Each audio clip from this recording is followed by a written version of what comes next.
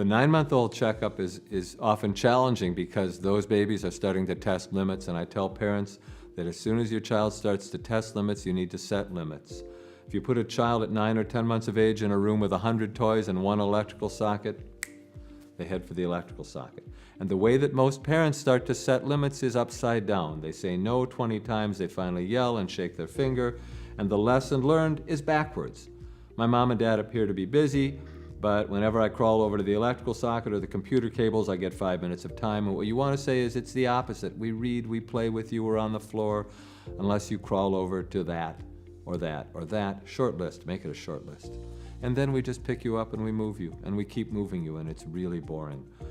One of the big milestones at 9 months of age is testing limits, being able to move well enough. Not all babies can crawl at 9 months, but most of them can. Being able to move enough to test limits. They're starting to talk, they don't speak English. They have their own little languages. They're starting to understand a lot more words. Their eye muscles are now moving completely differently. Their eye muscles are moving a lot more like adults. Their facial expressiveness is just huge. It's at 9 months of age, not 19 months of age, that I think that I, perhaps with your help, should be diagnosing the large developmental delays, autism being the best known of them.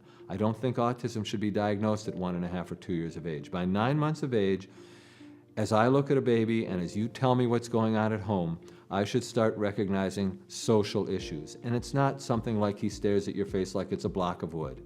It's just that a baby who has the PDDs, persistent developmental delays, is not necessarily that interested in what you're doing over there or what happens when you walk away. And they're also not that interested in bringing you into their world. The biggest 12-month-old milestone, and some babies start at 9 or 10, is pointing. It shows that the baby wants you involved in his world.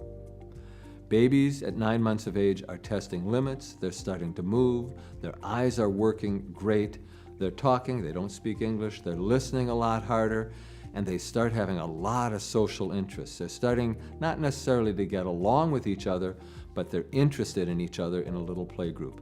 The absence of that social milestone is a red flag. Early intervention is important.